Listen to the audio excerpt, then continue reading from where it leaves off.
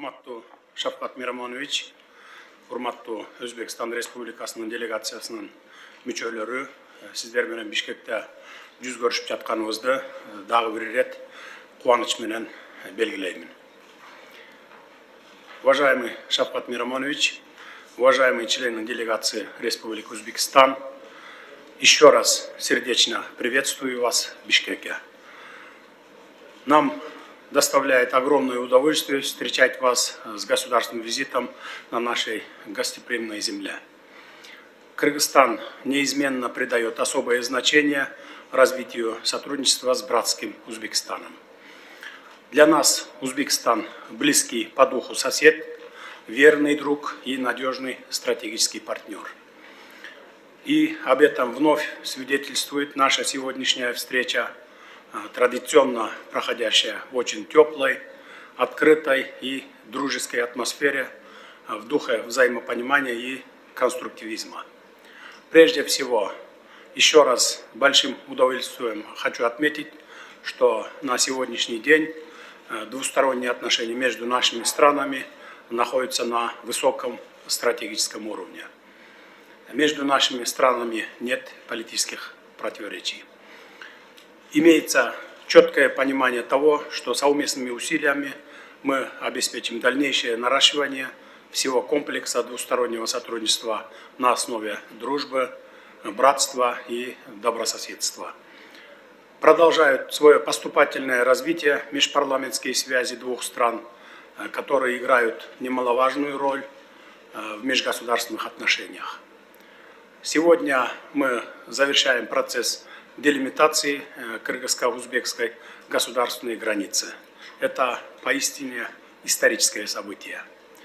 Мы продемонстрировали готовность к диалогу и поиску взаимоприемлемых решений по вопросам границ. Убежден, что, поставив точку в пограничных вопросах, мы заложим крепкий фундамент для прочного и уверенного развития и процветания наших будущих поколений. Хочу отметить вашу, уважаемый Шавкат Мирамонович, неоценимую роль в решении важных вопросов по делимитации кыргызско-узбекской государственной границы. Особо примечательно, что такое знаменательное событие будет закреплено обменом ратификационными грамотами договора в рамках данного государственного визита.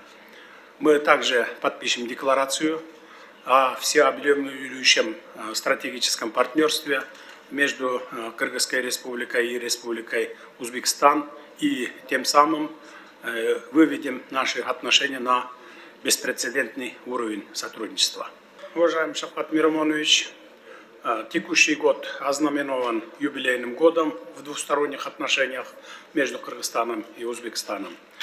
Буквально в следующем месяце, 16 февраля, мы отметим 30-летие установления дипломатических отношений между нашими странами. В юбилейный год считаю важным повысить статус межгосударственных отношений подписанием договора о союзнических отношениях и создать высший межгосударственный совет на уровне глав государств. Предлагаю поручить внешнеполитическим ведомствам двух стран подготовить соответствующие документы. Уважаемый Шавкат Мирамонович, мы нацелены продолжить совместную работу по активизации торгово-экономического сотрудничества и наращиванию двустороннего товарооборота. За последние годы наблюдается положительная динамика во взаимной торговле. Вместе с тем нам следует признать, что у нас остается значительный нереализованный потенциал в этой сфере. В рамках ранее достигнутых договоренностей сегодня будут подписаны двусторонние документы, предусматривающие запуск совместных крупных инвестиционных проектов. Уполномоченными органами во главе с вице-премьер-министрами наших стран проведена большая работа по проработке совместных проектов в сфере горнодобывающей отрасли, промышленной кооперации, переработки сельхозпродукции, энергетике, строительстве, инфраструктуре на общую сумму более чем $1,5 миллиарда США. впечатляют сумму проектов, которые будут совместно реализованы нашими странами. Уверен, что запланированные проекты будут реализованы в ближайшей перспективе и в полной мере. Безусловно, для практической реализации инвестиционных проектов требуется финансирование. В этом ключе мы можем задействовать потенциал Узбекско-Кыргызского фонда развития. Хочу отметить важность финансирования в рамках Узбекско-Кыргызского фонда развития совместного предприятия по переработке хлопка в Джалалабадской области, текстильного производства, создания торгово-логистических центров, в том числе в городе Кызылкия, а также строительство ряда малых ГЭС. Мы рассчитываем, что фонд станет эффективной площадкой для продвижения двустороннего сотрудничества между нашими странами. Уверен, что совместные проекты позволят обеспечить потребности населения и промышленности приграничных областей наших стран, придать новый импульс двустороннему сотрудничеству, попутно развивая логистическую цепь и раскрывая потенциал развития других отраслей. Мы также поощряем прямые бизнес-контакты между предпринимателями и регионами наших стран.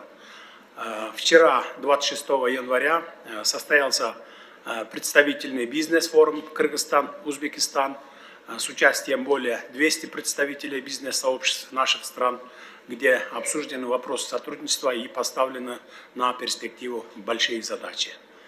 В этой связи хочу выразить свою признательность за участие в этом форуме Сардора Уктамовича и Акылбека Усенбековича. Кыргызская республика всегда открыта для узбекских предпринимателей и готова полностью поддерживать и инициативы, и проекты, оказывать максимальную помощь в их реализации и защищать инвестиции. Уважаемый Шавкат Мирамонович, в условиях современного миропорядка чрезвычайно важно предпринимать усилия по интегрированию транспортно-логистической инфраструктуры стран Центральной Азии в глобальные транспортные узлы и коридоры. Кыргызстан ведет работу по совершенствованию своих автомобильных дорог международного значения.